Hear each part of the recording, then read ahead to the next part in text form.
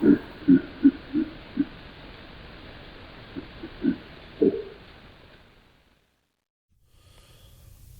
folks, I've got something quite peculiar to show you today regarding this vocalization.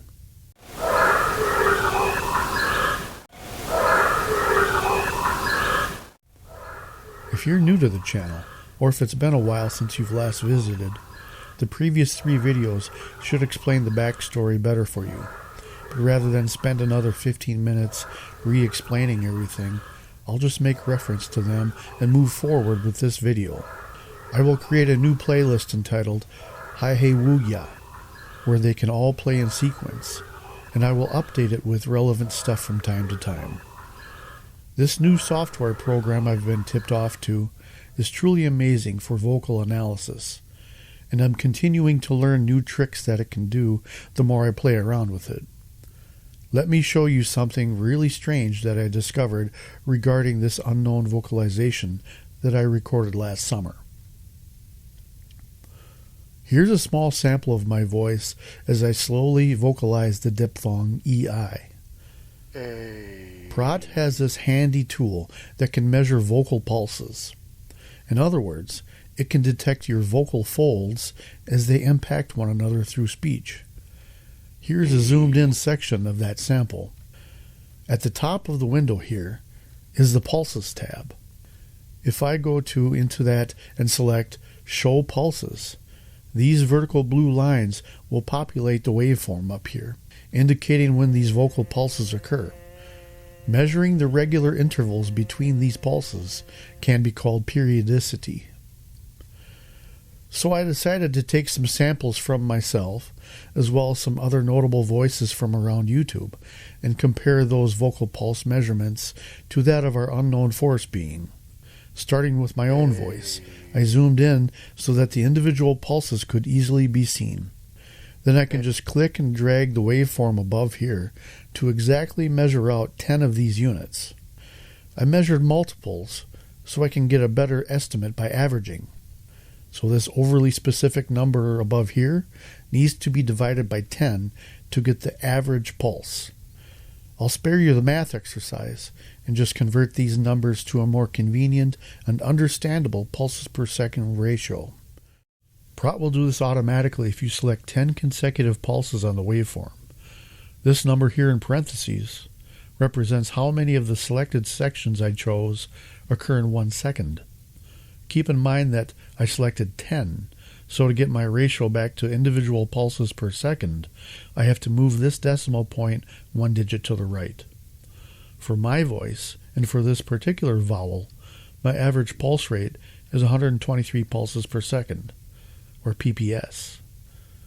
Other vowels may vary from that particular number, depending upon the pitch of my voice, but for the practicality of this video, the variability of those scores is negligible, with the exception of the Guinness record for the highest voice by Georgia Brown.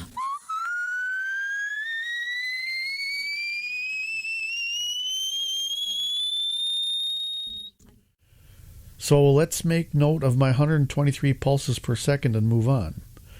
And here we've got the voice of James Earl Jones as Darth Vader. You are beaten. It is useless to resist. Don't let yourself be destroyed as Obi-Wan did. Now I'll just pick out a section to zoom into. Obi-Wan did.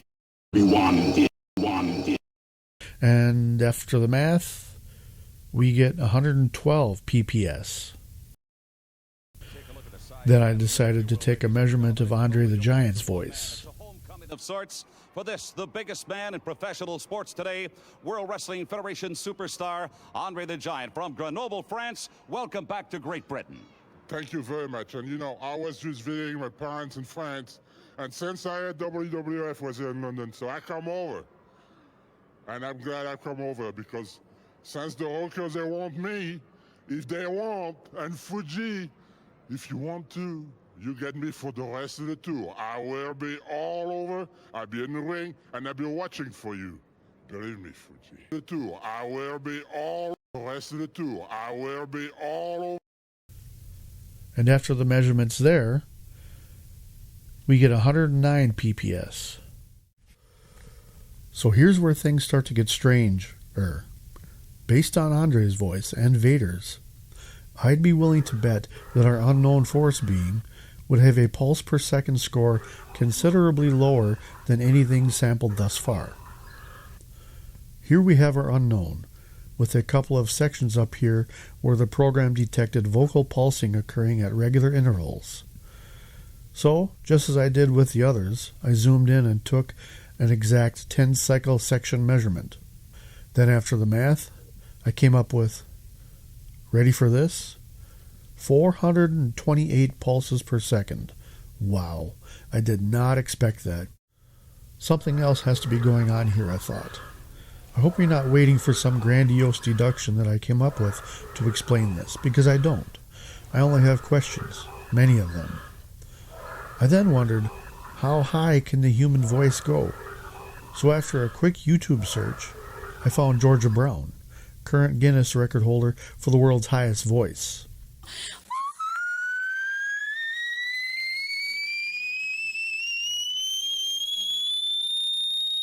Aí vai ficando.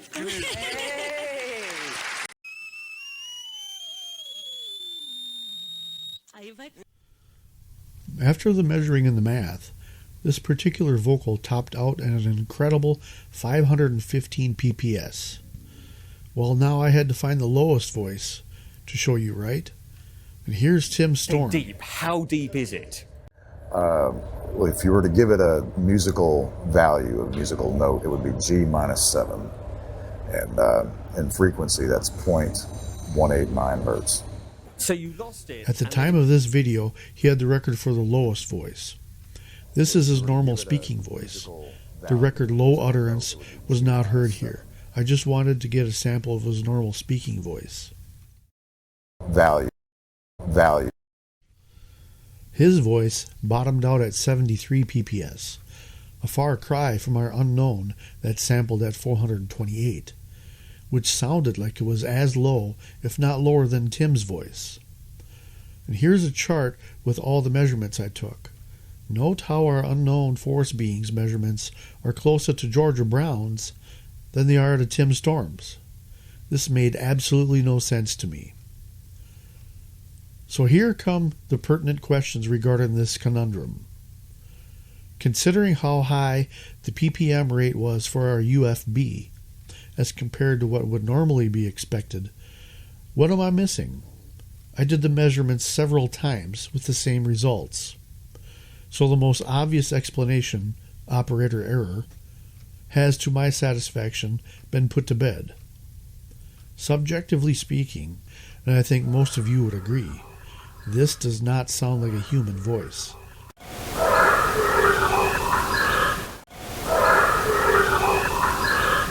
Too large, too much power. The stuff of science fiction, really. But as obvious as that may seem, that is still a subjective opinion. To be clear, just because I am of the opinion that this vocalization is not human, that does not mean that I believe I know what it is. I truly do not know what could be uttering this strange language.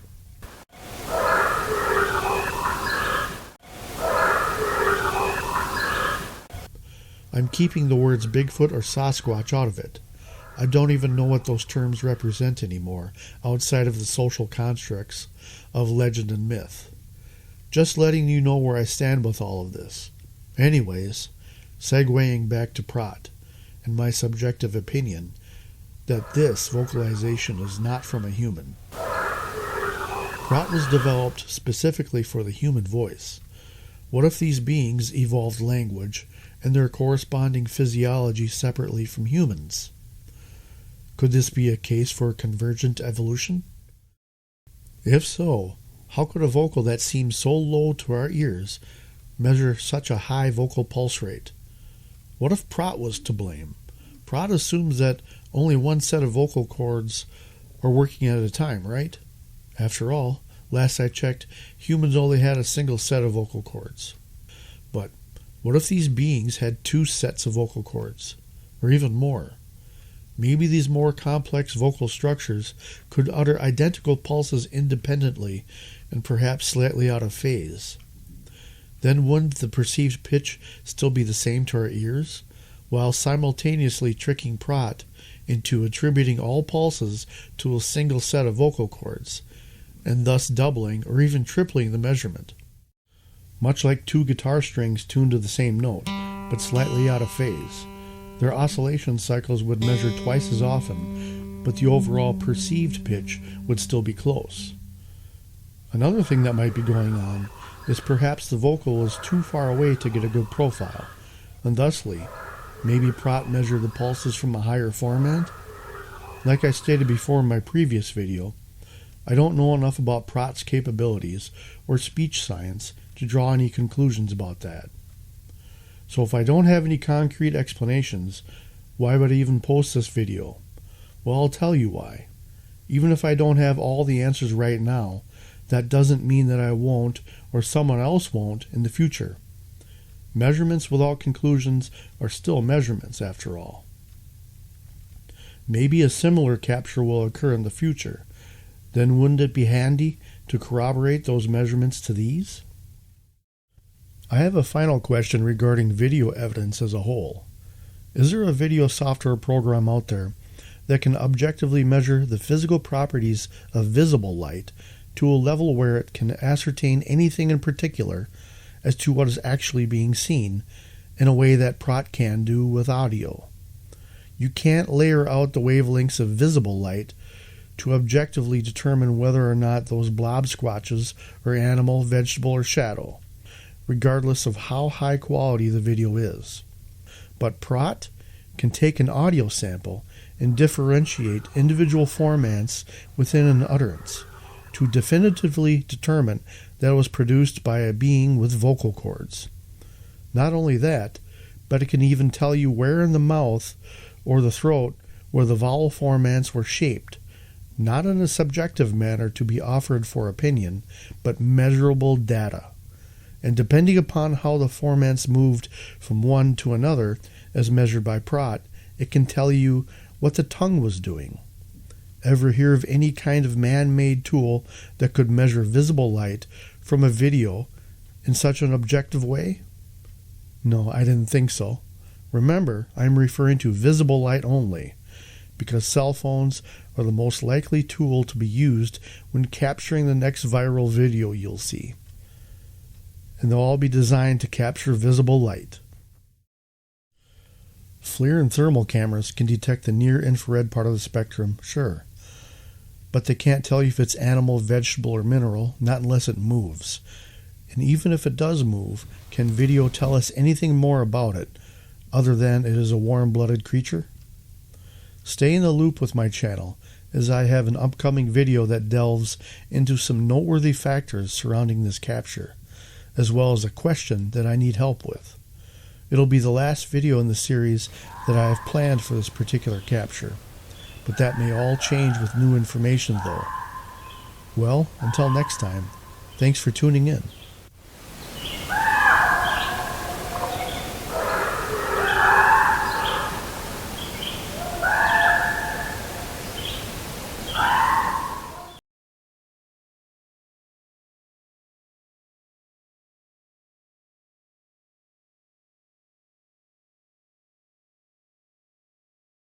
If you like my videos, please consider subscribing.